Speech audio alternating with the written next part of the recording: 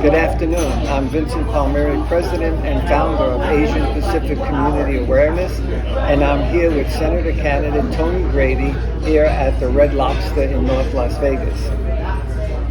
Our interview is going to find out why Tony wants to run for senator and a little bit about his background. Because we're a nonprofit organization, we do not support any particular candidate or party. Our interviews are strictly for information so the voters can make a wise decision. So, Tony, please introduce yourself to our viewers. Thank you, Vince, for having me here.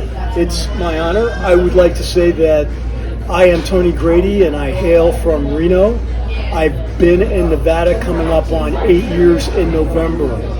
I am a constitutional originalist and a fiscal conservative. I served in the Air Force for 20 years. I flew for FedEx for 20 years, and I came to Nevada to put my feet up. One of the things that happened to me in the Air Force is I commanded the B-2 Stealth Bomber Test Squadron, so I'm a test pilot, and that was one of the high points of my career. I also worked in the Pentagon for a while. Once I came to Nevada, I also ended up working at the air races and serving as the air boss for the air races. So those are some of the things that I've done just in my general background. And I am running for United States Senate because I don't like what's going on in our country right now. And I have 4 children and 4 grandchildren, and I believe that I want them to have better opportunities in the future. So I am running for the U.S. Senate because through life experiences where the Lord has blessed me, I have experiences that have equipped me with a certain unique set of skills that I can serve in the United States Senate to benefit our country. I have very good experience with foreign policy. I can talk about military strategy and the military instrument of power. I understand diplomacy, and I understand a lot about domestic issues. With proven principled leadership, I would like to take those skills to the United States Senate to benefit our country. Great. Thank you, Tony. I'd like to ask you a question that I think the majority of our viewers, including myself, are not very clear on. And what's that? And that's about this caucus and primary. It seems to be very confusing. It is confusing, and the Republican Party is going to need to get out there and speak much more. But I want to tell all your viewers that Nevada in its history has conducted more presidential caucuses than primaries. And the reason that we are having a primary is because our legislature has legislated, the Nevada legislature has legislated that we will have a primary. So that's why that is law. So by law, we have to have the primary. But because the Republican parties want to be able to control the voting process and to keep integrity and to make sure that Nevadan Republicans choose their presidential nominee, the party's conducting a caucus. Okay, so my question is, if we have 3 people running in the primary, of course one wins. Yes. And what if that person who wins didn't pay any money to be in the caucus? If they didn't pay any money to be in the caucus, they won't be in the caucus. And if they're not in the caucus, they've chosen not to be nominated by Nevada in the primary. So they can't run in if they don't pay money for the caucus, they can't run in the primary? Oh, their name, those particulars I can't tell you. You'd have to ask the party. But if they are not in the caucus, there's no way that they can be nominated by Nevada Republicans, because what comes out of the primary has no bearing on what happens with it, because the caucus is the only thing that the party is sanctioned. Okay, so then in my eyes, the primary is meaningless if we're going to decide who becomes our president only by who's in this caucus. And that's a true statement. But the legislature intentionally mandated a primary to make the party spend money. It's going to cost, and don't hold me tightly to this, but it's going to cost a lot of money. I've been told it's in the neighborhood of about $9 million that it's costing to run a primary. At this town hall this morning, they talked about the situation with Ukraine. Yes. And that is, I guess, a touchy subject. The first thing I can say as a veteran is I think we went about this the wrong way. We waited too long to get involved, in my opinion. We should have given them what they needed up front in the beginning, not drag it out. So as a veteran to you, I would say take you and raise you one. If we had had a president worth their salt, the Russians would not have invaded Ukraine, and we would have 150,000 people in Ukraine that are dead now and alive. But given that it happened, and we have the leaders that we have, I would agree with you that giving the force up front would have been better. However, there's one thing more important than that, is that we should have, before we did anything, is specify what our war aims were, what our objectives were, how we would understand victory, and what we were prepared to do to help the Ukrainians. I agree. And also, you're a businessman. I've been a businessman. And one of the first things we have to do is come up with a business plan. Correct. And I don't think our administration has, let's call the Ukraine in a situation, a business plan. They had no plan. I would agree with you. They have no plan, and they have no plan. As a senator representing the state of Nevada, what can you do to make our life here in Nevada better? Let's talk about first education system, crime, and jobs. So from a federal level, just for your readers to understand that a senator's job is to advise and consent, work on legislation, work on treaties, help appoint judges in terms of voting on them and other appointees. So it's an advise and consent role.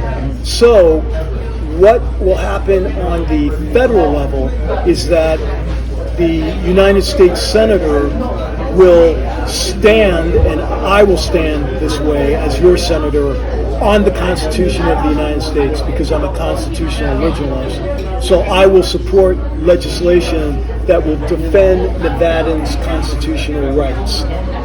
I'm a fiscal conservative, so what happens with all funding bills is they begin in the House of Representatives, but the Senate also has their parallel system of a bill, and then the two houses resolve the bills together, and then after they have a resolution, it goes to the president, and if he signs it, it becomes law. So as your senator, I will do those things to make sure that we start going in the direction of not trying to buy things we can't afford.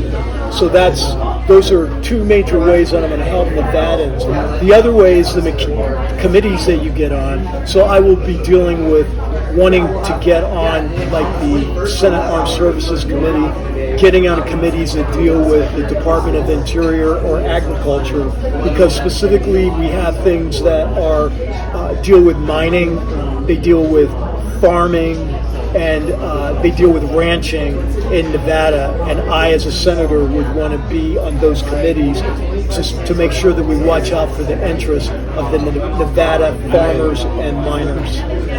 I have one last question before we call it a day.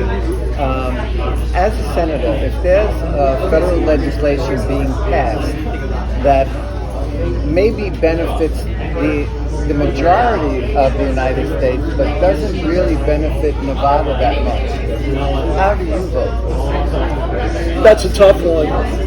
I really don't get into hypotheticals, but I like them, so it's not so much I'm going to get into hypotheticals. But the things I'm going to vote on are going to help Nevadans, and sometimes there are indirect things that happen with bills that will help Nevadans.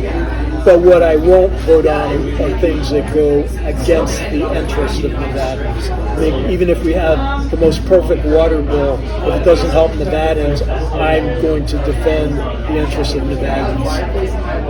Great. I like that answer. And I will ask that question to other candidates who want to run for Senate. I'm glad you're going to put him on the spot, Vince. I like asking the hardball questions because our viewers need to know where you stand on certain issues. Yes. And one thing I like to mention, and I mentioned this at the last meeting here at this town hall, that one of the things our politicians don't do is we know that politics is give and take. It's negotiation. Yes. It really is the art of the deal. You have to know what you're willing to give up Yes. and what you don't want to give up. And I think one of the best examples is the abortion law. If you're pro-life, and there's a bill that comes up that has, like the one in Nevada, saying that if anybody comes to Nevada for an abortion that is illegal in their state, we can arrest them. So instead of you voting yes on that bill, you vote no because you think we shouldn't have the right to arrest somebody who comes from another state that has abortion as illegal, or marijuana, or gun laws, or anything else.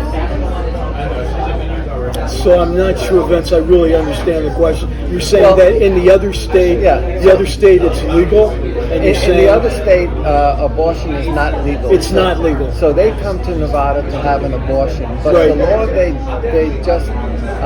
they wanted to pass in Nevada was that if you come here to get an abortion in your state, it's illegal, you can be arrested here. Right, but that law did not pass. Right. It did not pass. So what I'm saying is, if you crossed over the aisle to vote on this bill, yes.